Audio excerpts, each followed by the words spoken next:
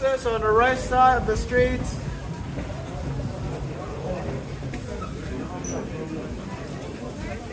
Just go this way. If you're waiting for the shuttle bus, go this way.